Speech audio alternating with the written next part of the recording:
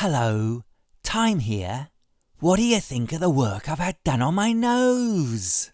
I'll show how you too can do a nose job like this.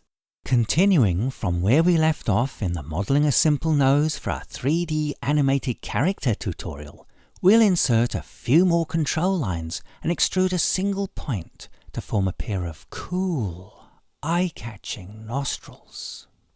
The nostrils will be formed by extruding a single control point. But before we can do this, we need to insert a new control line into the nose here, running out of one eye socket and returning back to the other. This point will determine the position of the nostrils, so move it to a better position before extruding it. OK, click Extrude and decrement the distance to -0.01, so that the nostrils go into the head rather than out of it. Since each nostril is formed by a single patch at this stage, with the help of the bunny in the brown hat, we can easily select all of the control points in one patch to refine its position without selecting any points belonging to the other patches. We want another control ring inserted here to form the outermost ring of the nostrils. Woo! We want a control line inserted here, beginning with it running out of the nostril to the mouth before diverting it back to the other nostril. We only have one control line going directly from one nostril to the other, so let's insert one more to help form the columella. We have enough control lines for the nostrils, but I like to insert one more control line that runs up the nose between the nostrils and around the eyes to assist in creating a smooth continuous curve that connects the upper eye ridges to the nose bridge. Before doing this, let's hide the hair by selecting all the hair patches and clicking the piggy while holding down the Control key. OK, insert a control line starting here, with it running away from the mouth, up and over the head all the way back to the lower lip. Before clicking OK, divert it by clicking here, so that it goes around the eye sockets, down the head and neck, into the arms reaching all the way to the tips of the thumbs. We don't need this extra line going down the neck and arm, so we'll replace this old line with our new line, maintaining the position of the old line. To do this, first toggle into backface ignore mode by clicking this button. Drag each point from the new line to its corresponding point in the neighbouring line.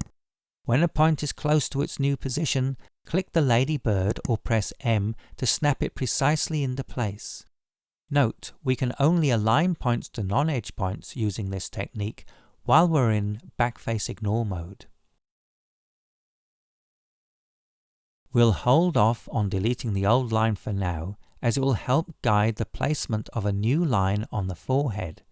This new line will compensate for the points we're about to remove.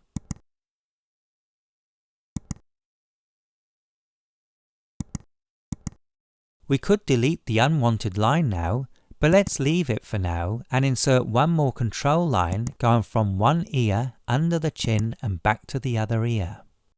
Same as before, some of the new points can be snapped to the old points, but if you're as forgetful as myself, it can be wise to toggle out of backface ignore mode as soon as it is no longer necessary, as it can be very frustrating to drag something like a head and discover sometime later you were in backface ignore mode, which means many control points you assumed had been dragged along with the head stayed put. Now we can delete the two old lines we no longer need.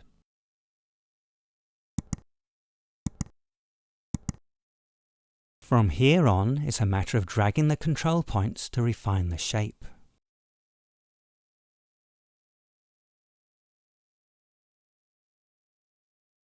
Although this nose looks reasonably okay with minimal work, refining it to look this good takes me a lot more time. Even though this nose has a simple shape which makes it easier to model than a more complex shaped nose, a lot of trial and error is needed to get all the curves just right. So please don't expect too much too soon. Allow yourself to take any number of days to refine the aesthetics and enjoy the process of creating art. Just like our open mouth benefits from having an inward-facing dome to prevent us from seeing things we shouldn't see, Our nostrils will benefit from a pair of inward-facing domes. Nostril domes can easily be added by clicking on an appropriate point to set the position for one of the nostrils and then selecting the nostril domes from the character bar. It can help to scale, orient and position the domes with Z buffer mode toggled off.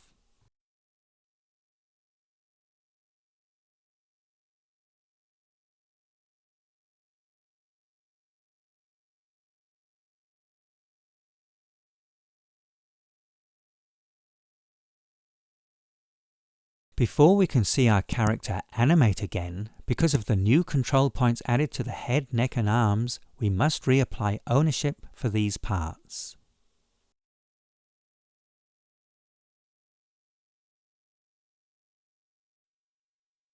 Aren't nostrils great? Achoo! Oh, yuck!